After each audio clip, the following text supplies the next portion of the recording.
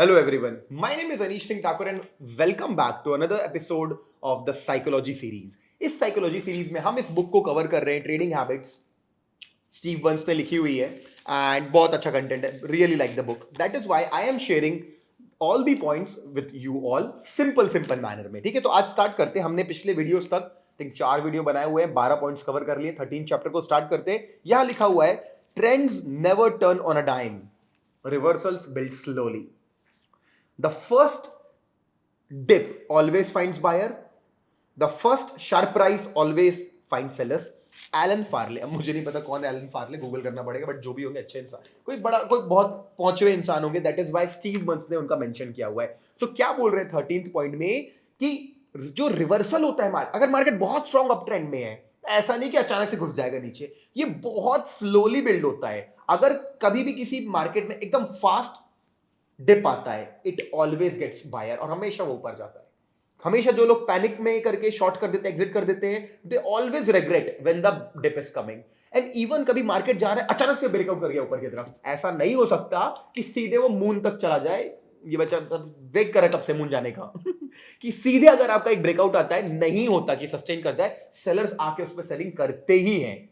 So they're simply telling you to have patience while trading bigger time frames. Mostly इस book की जो बातें हैं ना, बहुत कम इंट्राडे बट मैक्सिमम स्विंग या ओवरऑल इन्वेस्टिंग के बारे में है। तो please make sure you understand ये किस बारे में बात हो रही है। So when you are working on a higher time frame, make sure you follow the rules of retest.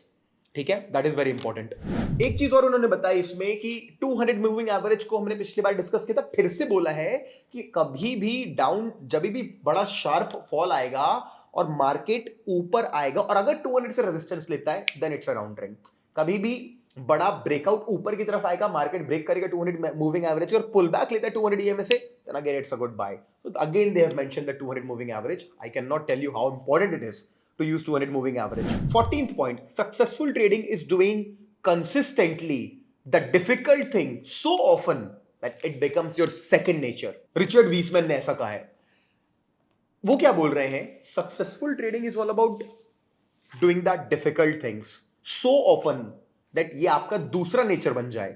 मतलब कि एक्चुअली मुझे इस बात पे बहुत ज्यादा हाई लेवल कन्विक्शन है और मैं भी आपको ये चीज अपने वर्ड्स में समझाना चाहता हूं कि actually trading should become your second nature. मतलब ट्रेडर वही बन सकता है जो ऑटो पायलट मोड पे ट्रेडिंग कर ले। मतलब उसको फियर ना हो ट्रेड एग्जीक्यूट करते वक्त, एग्जिट करते वक्त, लॉस एक्सेप्ट करते वक्त, प्रॉफिट बुक करते वक्त। जब तक कि ये चीजें आपके सबकॉन्शियस माइंड में सिंक इन नहीं हो जाती, तब तक ट्रेडिंग करना थोड़ा डिफिकल्ट होता है। जैसे एक बात बताओ, कार चलाते रहते हो, अचानक से कॉल आ गया, व्हाट्सएप आ गया, इधर करके मोड़ लेते हो। क्या बोलना पड़ता? मोड़ना था भाई, नहीं मोड़ोगे तो गाय में ठोक दोगे। नहीं, आपके ब्रेन को मालूम है यहां पे स्टीयरिंग नहीं घुमाया, यहां ब्रेक नहीं दबाया तो मेरा एक्सीडेंट हो जाएगा। ऐसे आपके ब्रेन को मालूम होना चाहिए। अभी अर्ली एंट्री किया तो प्रॉब्लम होगी, अभी ये लालच किया, पोजीशन सेसिंग बढ़ाया तो प्रॉब्लम होगा, ये सब मालूम होगा। So it is very difficult. Why? क्यों? अब मैं बताता हूं क्यों डिफिकल्ट है। तो पहले देखो, इसमें अलग तरीके से समझाया था, मैंने आपको अलग तरीके से समझाया कि आपको अपनी ट्रेडिंग को ऑटोमेट करना है। कैसे होता है? रिपीटेशन। बट रिपीटेशन गलत चीज का होगा तो गलत हैबिट बनेगी, इसीलिए सही चीज का रिपीटेशन करना है आप लोगों को। सो इसीलिए you should follow a quantified trading plan. इस वीडियो में बहुत, मेरे पूरे चैनल में बहुत ज्यादा हेल्प आपको मिलेगी अपनी ट्रेडिंग को कैसे सिस्टम वाइज सही तरीके से करना है।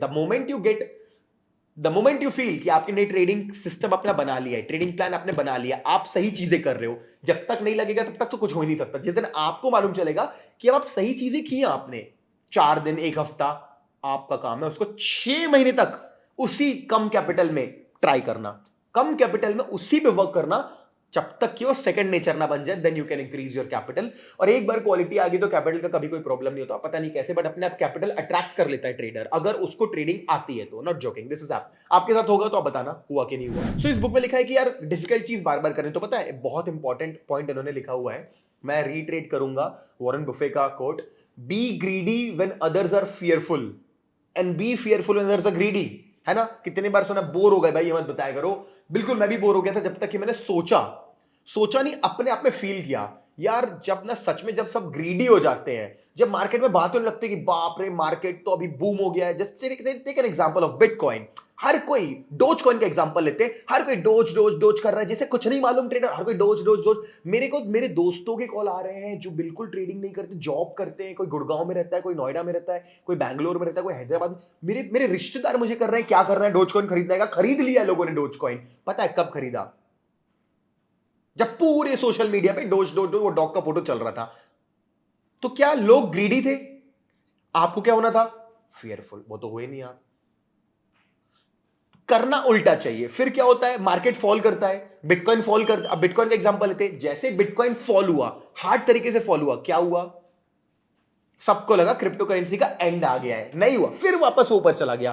तो ये बहुत डिफिकल्ट टास्क है भाई एक्चुअली में। जब मार्केट में नेगेटिव टाइम होता है ना, उस टाइम पे हिम्मत करके बाय करना, that too not just in one go. You should divide your investing capital into some pieces and not don't invest into one dip. You invest into, अगर और डिप आते तो भी आपको इन्वेस्ट करना पड़ेगा। That is why you should have some buying purchasing power. So it is very difficult guys. So once you manage to do it, difficult thing, जब तक इसको सबकॉन्शियस में डालते तब तक प्रॉब्लम होती है। 15th point, my favourite point, the best trades work right away. क्या लाइन लिखी इस बुक में कि जो अच्छे ट्रेड्स होते हैं ना, बेस्ट ट्रेड्स लाइफ के, जो शायद मैं बोलूंगा आपकी लाइफ का बेस्ट ट्रेड कौन सा था, आपको याद आएगा, वो तुरंत काम करने लगते हैं। वो बिल्कुल वेट नहीं कराते। आपने एंट्री ली, थोड़ी देर में तुरंत वो एक्टिवेट हुआ, प्राइस अपने आप स्टॉप लॉस से खूब दूर चला गया, आपको मालूम चल गया स्टॉप लॉस से दूर चला गया है, you can trail the stop loss to the break even, market फिर एक छोटा pull back, boom.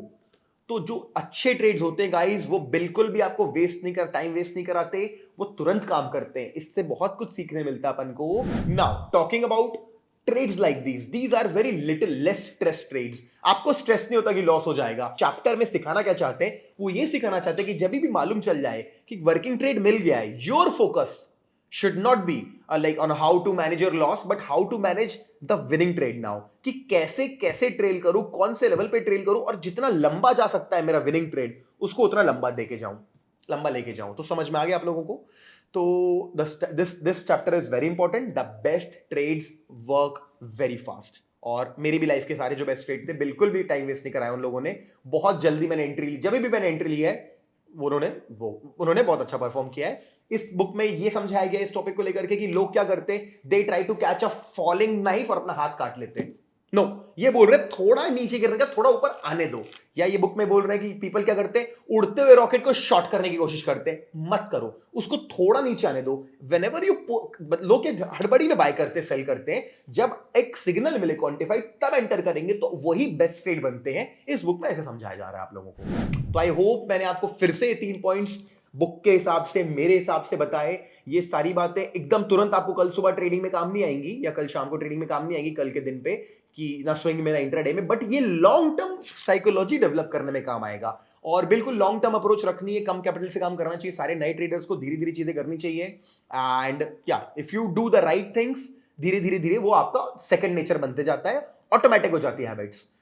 Alright guys, so I hope ये सीरीज आपको पसंद आ रही होगी। If you like this series, likes देके मेरे को मालूम चलेगा कि कितने लाइक्स इस वीडियो पे आते हैं, कितने व्यूज इन वीडियोस पे आते हैं, कितने कमेंट्स आते हैं, कैसे कमेंट्स आते हैं। तो मैं सोचूंगा और भी अलग अलग टाइप की सीरीज बनाने के बारे में। Alright, so thank you so much for listening to me. And trading account की बात कर लेते हैं। I am using Zerodha as it is the number 1 broker in India because of the interface and execution, and for fast trading, for swing trading, for investing and all, I also recommend Upstocks। दोनों open करने के accounts की link आपको description box में मिल जाएगी, आप वहां पे आके ओपन कर सकते हो। Okay, thank you so much guys, and see you soon in the next video. Bye bye.